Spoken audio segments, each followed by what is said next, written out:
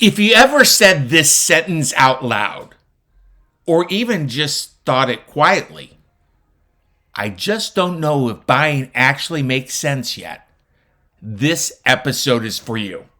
Because the question, the rent versus buy question, is one of the most misunderstood decisions people make.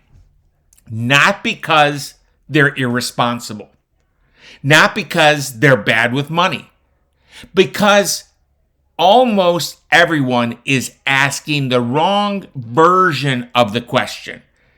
And the wrong question leads to waiting.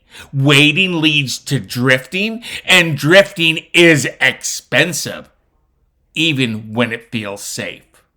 Welcome to episode 238 of the Martini Mortgage Podcast.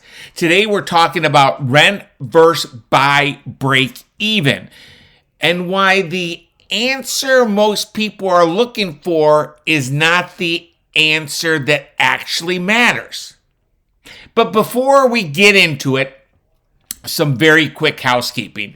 I am Kevin Martini, certified mortgage advisor, producing branch manager, and MLS 143962 with the Martini Mortgage Group at Gold Star Mortgage Financial Group Corporation, NMLS 3446, equal housing lender.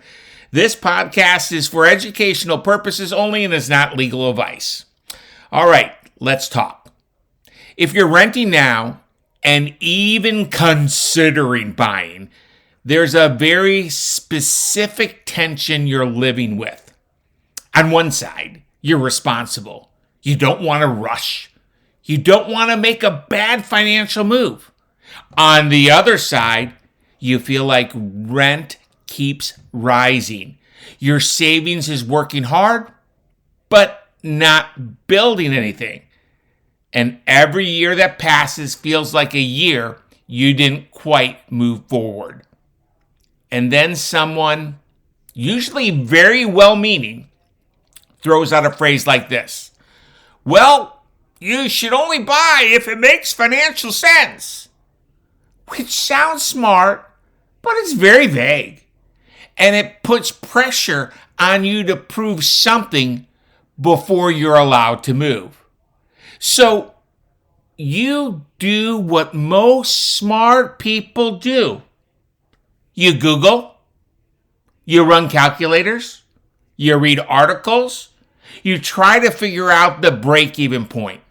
And here's where things quietly go sideways, because most rent versus buy conversations frame break-even like this. How many years do you plan to live in the home before buying becomes cheaper than renting? That question sounds logical, but it's incomplete. And when you rely on it alone, it can keep you stuck longer than you realize. Here's what rarely gets said out loud. The fear isn't really about numbers. It's about regret. You don't want to look back and think, I should have waited. You don't want to look back and think, I should have started sooner. The tension is exhausting. And it's made worse by advice that treats buying a home like a stock trade, as if there is one perfect entry point and one correct answer. But housing doesn't work like that. And your life doesn't either. The problem isn't that you don't understand renting versus buying. The problem is no one has helped you frame it in a way that reflects how people actually live. Let's talk about what break-even actually means. Break-even is not the moment your monthly mortgage payment becomes lower than your rent. Break-even is not a single date on a calendar. Break-even is the point where the total cost of owning, in other words, the interest, the tax, the insurance, the maintenance, and the closing costs, minus the equity you have built, becomes less than the total cost of living. Monthly rent plus increases over time with zero equity to show for it. That's the real math. And when you look at it this way, something important changes. because rent is a pure expense. It leaves your life every month and never comes back. Ownership is different. Even in the early years, when the payments feel higher, part of your payment is quietly working for you. Not loudly, nor dramatically, but very consistently. And consistently is where real financial momentum comes from. Most people who delay buying aren't being reckless. They're being careful. They are wanting more savings. They are wanting more security. They are wanting more certainty. They want to make sure they'll stay long enough. But here's the part no one explains. Breakeven doesn't reward perfection. It rewards starting. Because time in the housing market matters far more than time in the housing market. Every year you wait isn't neutral. Rents usually increase, home prices tend to move upward over long periods, and the cost of low entry slowly rises, even when conditions feel calmer.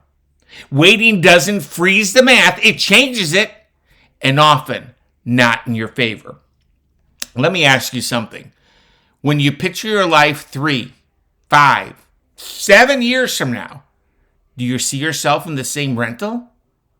Or do you see more stability, more control, more room for your life to grow? Most people don't stay renting forever by choice. They stay renters because they're waiting for a signal that never clearly arrived. And breakeven, that's the way it's usually explained. Because that signal, but the breakeven isn't a green light. It's a framework. And frameworks are meant to support decisions, not replace them. Here's what actually matters when you're thinking about rent versus buy. No hype, no pressure, just clarity. You need to understand what payment fits your real life, not the lender's maximum. How long you're realistically likely to stay. How rent increases affect your future cash flow. How equity accumulation changes your net position over time. And what flexibility you have if life shifts. Because buying doesn't lock you into one outcome. It gives you options. Options to sell, options to rent the home later, options to leverage the equity down the road. Renting gives you flexibility in the short term. Ownership gives you flexibility in the long term. Breakeven lives at the intersection of those two realities. One of the biggest myths that I hear, I'm not staying at least 5 to 7 years. Buying doesn't make sense. Sometimes that's true. Sometimes it's not. It depends on the price, rent growth, financing strategy, and life plans. There's no universal break-even timeline. There's only your break-even. And the only way you find it is by running the numbers in context, not in isolation. If you're listening to this episode, you're not on autopilot. You're thinking ahead. You're trying to make a smart decision, not a rushed one. But smart doesn't mean passive. It means informed. The biggest mistake I see isn't people buying too early. It's people waiting too long because they're waiting for certainty when clarity would have been enough. This is exactly why we've built a rent versus buy break-even analysis that goes deeper than a calculator. Not to push you towards buying, but to help you understand when buying actually improves your life. When you get from the conversation is very simple. I provide a clear picture of your numbers, a realistic break-even range, not a guess, confidence around timing, and a plan that aligns with your life, not the headlines. No pressure, no commitment, just clarity. If rent versus buy has been sitting in the back of your mind, if you're tired of circling the question without landing on an answer, I invite you to schedule a complimentary, confidential clarity call with me. We'll talk through your situation, your timeline, your options, so you can move forward with confidence instead of second guessing. You can schedule directly through the link in the show notes or call me at 919-238-4934 and ask for me, Kevin Martini. Breakeven isn't about proving you're ready. It's about understanding what actually is happening beneath the surface of your decision. Renting isn't wrong. Buying isn't always right. But waiting without clarity is the most expensive middle ground there is.